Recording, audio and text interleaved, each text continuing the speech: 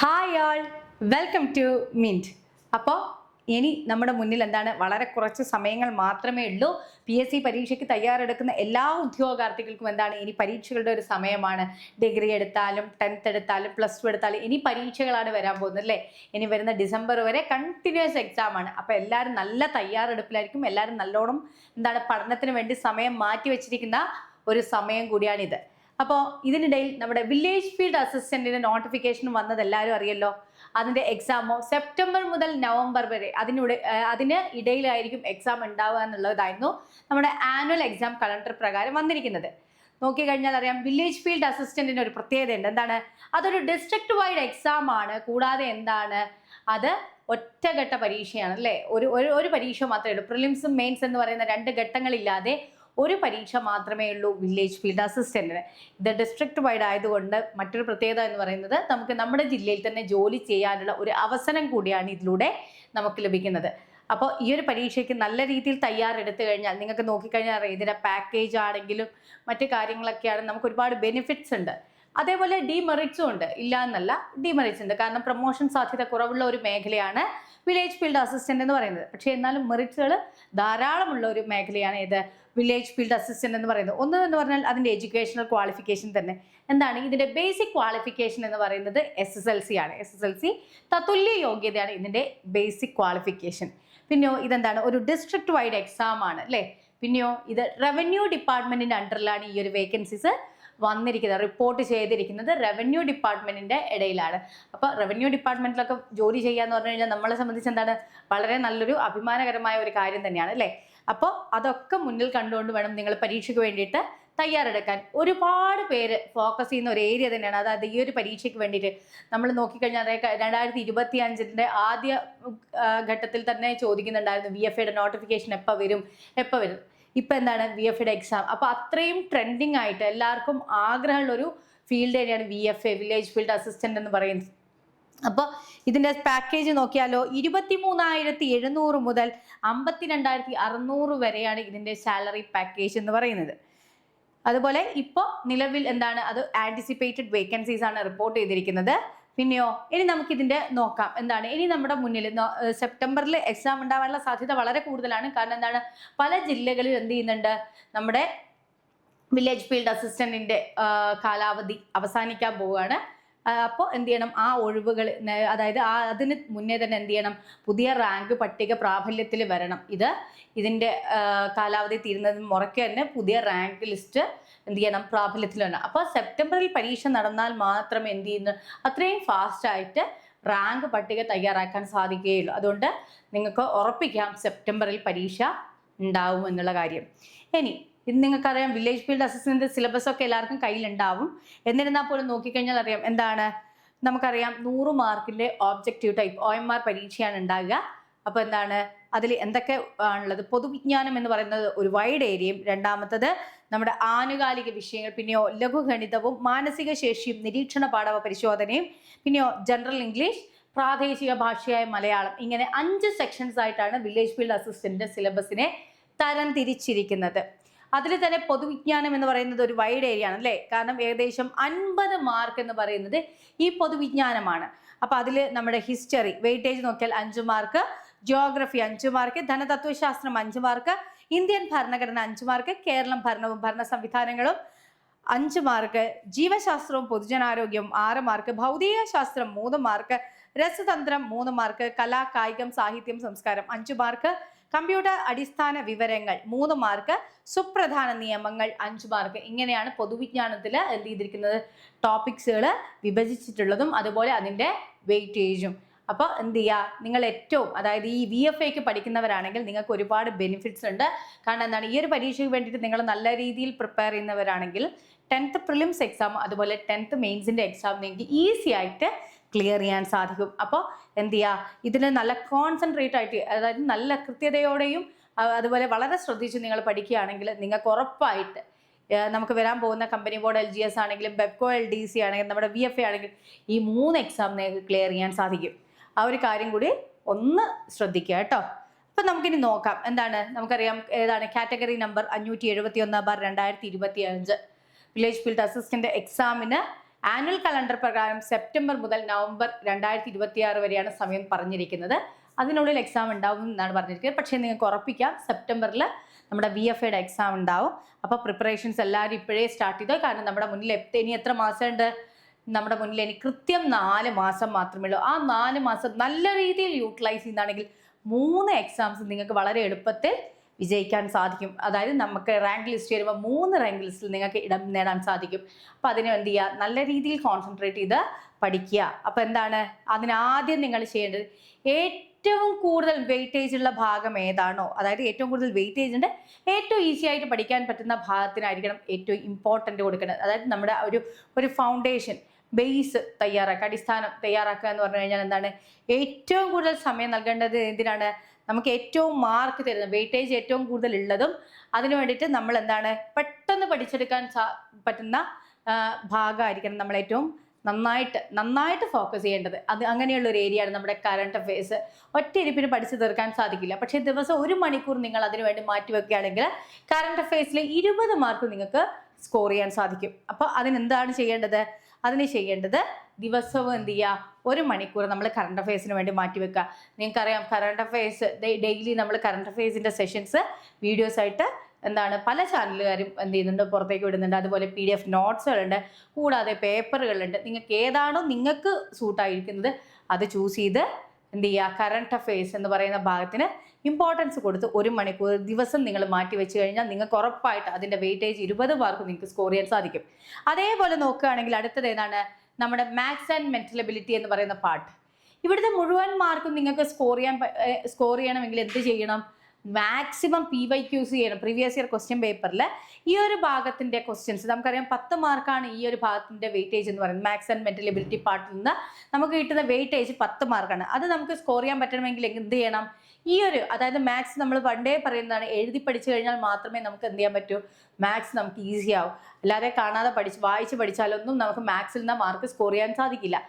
അതുകൊണ്ട് നമുക്ക് സമയം, അതായത് ടൈം ആൻഡ് ആക്യുറസി നമുക്ക് കിട്ടണമെങ്കിൽ മാത്സ് എന്ത് ചെയ്യണം? വർക്കൗട്ട് ചെയ്യണം, എഴുതി തന്നെ പഠിക്കണം, എങ്കിൽ മാത്രമേ കിട്ടൂ. അപ്പോൾ എന്ത് ചെയ്യണം? നിങ്ങൾ ഓരോരോ ടോപ്പിക് വെച്ച് പഠിക്കാതെ എന്ത് ചെയ്യുക? പ്രീവിയസ് ഇയർ ക്വസ്റ്റ്യൻ പേപ്പർ കഴിഞ്ഞ ഒരു 5 വർഷത്തെ 10th ലെവൽ ക്വസ്റ്റ്യൻ പേപ്പർ എടുക്കുക, വർക്കൗട്ട് ചെയ്യുക. അങ്ങനെയാകുമ്പോൾ നിങ്ങൾ ഒരുപാട് ക്വസ്റ്റ്യൻസ് കാണുന്നുണ്ടാവും. അത് വർക്കൗട്ട് ചെയ്ത് അതിൻ്റെ സൊല്യൂഷൻസ് ഒക്കെ മനസ്സിലാക്കുമ്പോഴേക്കും എന്ത് ചെയ്യും? നിങ്ങൾ മാത്സ് ആൻഡ് മെൻ്റൽ എബിലിറ്റി പാർട്ടിൽ മുഴുവൻ മാർക്കും സ്കോർ ചെയ്യുന്ന രീതിയിലേക്ക് നിങ്ങൾ എത്തിച്ചേരും. അടുത്തത് എന്താണ്? നമുക്കറിയാം ഇംഗ്ലീഷും മലയാളവും. ഇതിനും നിങ്ങൾ ചെയ്യേണ്ടത് എന്താണ്? പ്രീവിയസ് ഇയർ ക്വസ്റ്റ്യൻ പേപ്പർ ഈ ഒരു 3 സെഷൻ, അതായത് maths and mental ability part, English, Malayalam, ഇതിലുള്ള 30 മാർക്ക് വെയിറ്റേജ് നമുക്ക് സ്കോർ ചെയ്യണമെങ്കിൽ എന്ത് ചെയ്യണം? പ്രീവിയസ് ഇയർ ക്വസ്റ്റ്യൻ പേപ്പർ മാത്രം വർക്കൗട്ട് ചെയ്താൽ മാത്രം നിങ്ങൾക്ക് ഈ ഒരു 30 മാർക്ക് വെയിറ്റേജ് നിങ്ങൾക്ക് നേടാൻ പറ്റും. ഇംഗ്ലീഷിൽ 10, മലയാളത്തിൽ 10, മാത്സ് ആൻഡ് മെൻ്റൽ എബിലിറ്റിയിൽ 10. അപ്പോൾ ആ രീതിയിൽ എന്ത് ചെയ്യുക? ആ ഭാഗങ്ങൾ നോക്കുക. എന്തെങ്കിലും ഡൗട്ട്സോ കാര്യങ്ങളോ, ഇപ്പോൾ മാത്സ് ആൻഡ് മെൻ്റൽ എബിലിറ്റിയിൽ ഡൗട്ട്സോ കാര്യങ്ങളോ ഉണ്ടെങ്കിൽ VFAയുടെ സീരീസ് ആയിട്ട് തന്നെ നമ്മൾ ചാനലിൽ തന്നെ എന്ത് ചെയ്തിട്ടുണ്ട്? ഓരോരോ ടോപ്പിക്കിൻ്റെ ക്ലാസ്സുകൾ കൊടുത്തിട്ടുണ്ട്. എന്തെങ്കിലും ഡൗട്ട്സോ കാര്യങ്ങളോ ഉണ്ടെങ്കിൽ അത് കാണാൻ നിൽക്കുക. അതേപോലെ ഇംഗ്ലീഷ് ആണെങ്കിലും മലയാളം ആണെങ്കിലും എല്ലാത്തിനെയും ക്ലാസ്സുകൾ നമ്മൾ പ്രൊവൈഡ് ചെയ്തിട്ടുണ്ട്. അതൊന്നും മിസ് ഔട്ട് ചെയ്യരുത്, നന്നായിട്ട് തന്നെ പഠിക്കുക.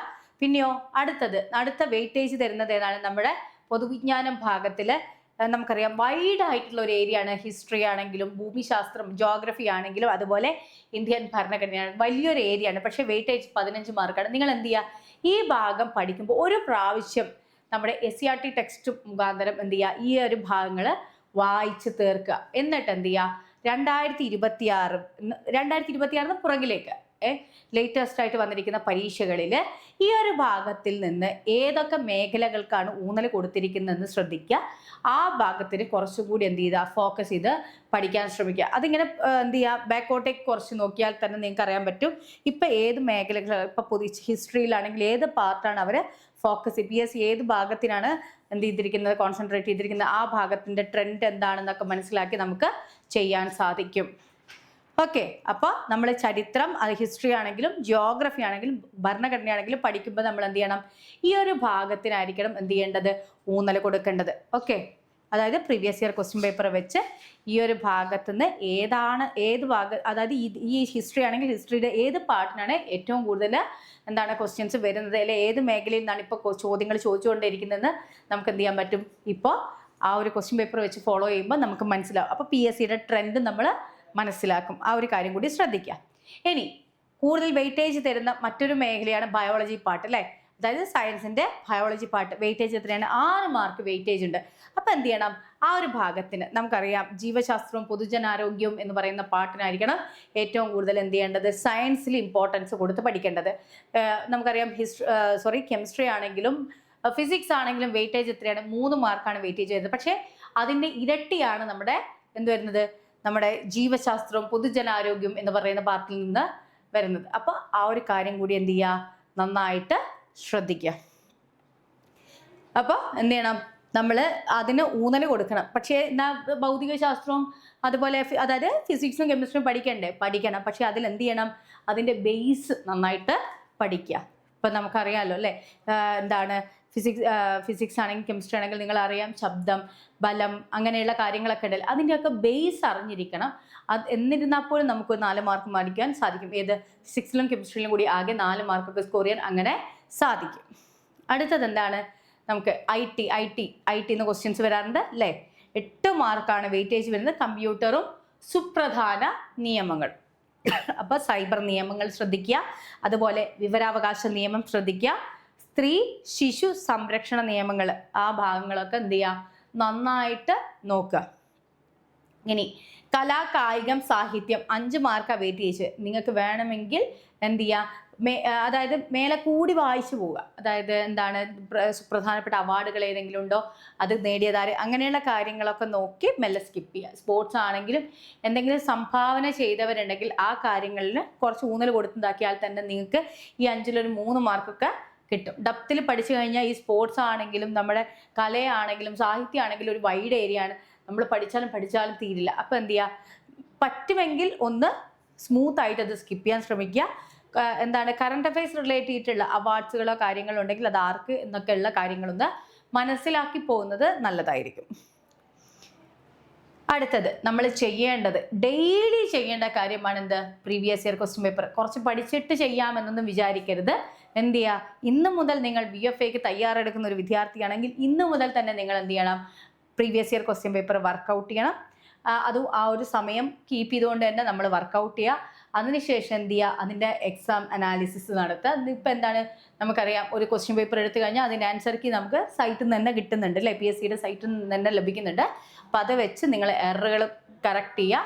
അതിനുശേഷം എന്ത് ചെയ്യുക? ഇതിങ്ങനെ എന്ത് ചെയ്യുക? ഡെയിലി ഒരു സെറ്റ് ക്വസ്റ്റ്യൻ പേപ്പറെങ്കിലും ഡെയിലി വർക്കൗട്ട് ചെയ്ത് പോകുമ്പോൾ എന്ത് ചെയ്യുക? നമുക്ക് സ്പീഡ് ഉണ്ടാവും, ആക്യുറസി ഉണ്ടാവും. പിന്നെയോ നെഗറ്റീവ് മാർക്സ് വരാനുള്ള സാധ്യതകൾ എന്താണ്? വളരെ കുറയുന്ന കാര്യമാണ്. നെഗറ്റീവ്സ് നമ്മൾ വരുത്തില്ല. അപ്പോൾ എന്ത് ചെയ്യണം? അതിന് നിങ്ങൾ previous year question paper work out ചെയ്യണം. പിന്നീട് നമുക്കിപ്പോൾ ഇഷ്ടംപോലെ മോക്ക് ടെസ്റ്റിനുള്ള അവസരങ്ങളുണ്ട് അല്ലേ. ടെലഗ്രാം ചാനൽ ത്രൂ കിട്ടാറുണ്ട്. അല്ലാതെ നമ്മുടെ ഈ എന്താണ് തൊഴിൽവാർത്തേൻ്റെയും തൊഴിൽവീതിയുടെ ഒക്കെ കൂടെയുള്ള ഹരിശ്രീ പോലത്തെ ബുക്സിൽ നിന്ന് നമുക്ക് എന്ത് ചെയ്യുന്നുണ്ട്? മോക്ക് ടെസ്റ്റിനുള്ള സാധ്യതകളുണ്ട്. അപ്പോൾ അങ്ങനെയുള്ളതും പിന്നെയോ ഇപ്പം മിൻറ്റ് തന്നെ ആപ്പിലൂടെ എന്ത് ചെയ്യുന്നുണ്ട്? മോക്ക് ടെസ്റ്റുകൾ കണ്ടക്ട് ചെയ്യുന്നുണ്ട്. അപ്പോൾ അതൊക്കെ യൂസ് ചെയ്യുക. അങ്ങനെ എന്ത് ചെയ്യുക? അതൊന്ന് വർക്കൗട്ട് ചെയ്ത് കഴിഞ്ഞാൽ നമുക്ക് എന്ത് ചെയ്യാൻ പറ്റും? നമുക്ക് നല്ല രീതിയിൽ തന്നെ VFAയുടെ റാങ്കിൽ ടോപ്പിലെത്തുന്ന രീതിയിൽ തന്നെ നമ്മുടെയും ലെവല് മാറും. അത് നിങ്ങൾ എന്ത് ചെയ്യണം? നിങ്ങൾ പരിശ്രമിച്ചു കൊണ്ടിരുന്നാൽ മാത്രമേ അത് സാധിക്കുകയുള്ളൂ. അപ്പോൾ എന്ത് ചെയ്യണം? ഈ പറഞ്ഞതുപോലെ നമ്മൾ ഡെയിലി ഒരു previous year question paper work out ചെയ്യുക. അതുപോലെ ഏറ്റവും വെയിറ്റേജ് തരുന്ന ഏരിയകൾക്കായിരിക്കണം കൂടുതൽ ഊന്നൽ നൽകേണ്ടത്. ആ ഭാഗത്തിൽ നിന്ന് നന്നായിട്ട് പഠിക്കാൻ ശ്രമിക്കുക. പിന്നെയോ നമുക്ക് കുറച്ച് മാർക്കേ ഉള്ളൂ, ഒരുപാട് പഠിക്കാനുണ്ടെങ്കിൽ ആ ഭാഗത്തു നിന്ന് ഇമ്പോർട്ടൻ്റ് അടിസ്ഥാന കാര്യങ്ങളും അതുപോലെ ഇമ്പോർട്ടൻ്റ് ആയിട്ട് കഴിഞ്ഞ വർഷം എന്തെങ്കിലും അവിടെ സംഭവിച്ചിട്ടുണ്ടെങ്കിൽ ആ കാര്യങ്ങൾക്ക് ഊന്നൽ കൊടുത്ത് ബാക്കി കാര്യങ്ങൾ സ്കിപ്പ് ചെയ്യാനും ശ്രമിക്കുക. ഓക്കെ. അതുപോലെ എന്ത് ചെയ്യുക? SCERT ടെക്സ്റ്റ് ബുക്ക് നിങ്ങൾ ഒരു പ്രാവശ്യമെങ്കിലും 5 മുതൽ 10 വരെയുള്ള ബുക്ക് ഒന്ന് വായിച്ച് തീർക്കാനും ശ്രമിക്കുക ഇതിനിടയിൽ. അങ്ങനെ ചെയ്തു കഴിഞ്ഞാൽ നിങ്ങൾക്ക് ഉറപ്പായിട്ടും ഈ ഒരു വർഷം തന്നെ നിങ്ങൾ എന്ത് ചെയ്യുന്നുണ്ട്? ഒരു വില്ലേജ് ഫീൽഡ് അസിസ്റ്റൻ്റായിട്ട് നിങ്ങൾക്കും മാറാൻ സാധിക്കും. ഈ ഒരു അവസരം നിങ്ങൾ നഷ്ടപ്പെടുത്തരുത്. അതിന് വേണ്ടിയിട്ട് മിൻറ്റും ഒരു സപ്പോർട്ടിംഗ് ഗൈഡായിട്ട് കൂടെയുണ്ട്. അപ്പോൾ ഇപ്പോൾ മിൻറ്റ് എന്ത് ചെയ്തിട്ടുണ്ട്? 799 രൂപയുടെ VFA ബാച്ച് സ്റ്റാർട്ട് ചെയ്തിട്ടുണ്ട്. അപ്പോൾ ആ ഒരു അവസരം നല്ല രീതിയിൽ തന്നെ യൂട്ടിലൈസ് ചെയ്യുക. അപ്പോൾ പെട്ടെന്ന് തന്നെ ആ ഒരു കോഴ്സിന് ജോയിൻ ചെയ്യുക. എന്താണ് നിങ്ങൾക്ക് അതിൽ എന്താണ് ലൈവ് സെഷൻ ക്ലാസ്സുകളുണ്ട്, മെൻറ്റർഷിപ്പ് പ്രൊവൈഡ് ചെയ്യുന്നുണ്ട്, ടെസ്റ്റ് സീരീസുകൾ, അതായത് ഓരോ സബ്ജക്റ്റ് ക്ലാസ് കഴിയുമ്പോഴും നിങ്ങൾക്ക് എന്താണ് അതിൻ്റെ ക്വസ്റ്റ്യൻ പേപ്പറൊക്കെ കിട്ടുന്നതായിരിക്കും. അപ്പോൾ നിങ്ങൾക്കത് വർക്കൗട്ട് ചെയ്യാം. നിങ്ങൾക്ക് വീക്ക്ലി ആണെങ്കിലും മന്ത്ലി ആണെങ്കിലും എക്സാം സീരീസുകൾ നടന്നുകൊണ്ടിരിക്കും. അപ്പോൾ എന്ത് ചെയ്യണം, പ്രാക്ടീസ് ചെയ്യാൻ മിൻറ്റും എപ്പോഴും കൂടെ ഉണ്ടാവും. അപ്പോൾ ഇപ്പം തന്നെ നിങ്ങൾ എന്ത് ചെയ്യുക, ആപ്പ് ഡൗൺലോഡ് ചെയ്യുക, പ്ലേ സ്റ്റോറിൽ പോയിട്ട് മിൻറ്റ് ആപ്പ് ഡൗൺലോഡ് ചെയ്യുക. എന്നിട്ട് നോക്കിക്കഴിഞ്ഞാൽ നിങ്ങൾക്ക് അറിയാൻ പറ്റും VFAയുടെ ക്ലാസ്സുകളുടെ കാര്യങ്ങളും മറ്റും അതിൻ്റെയൊക്കെ ഡെമോസും അതിൽ അവൈലബിൾ ആണ്. അപ്പോൾ ഈ ഒരു അവസരം മിസ് ഔട്ട് ചെയ്യരുത്. VFA നമുക്ക് ഈ വർഷം തന്നെ നമുക്ക് നേടിയെടുക്കണം, അതും എന്താണ്, കുറഞ്ഞ നിരക്കിൽ. അപ്പോൾ ഈ ഒരു അവസരം ആരും നഷ്ടപ്പെടുത്തരുത്. അപ്പോൾ wish you all the best. Thank you.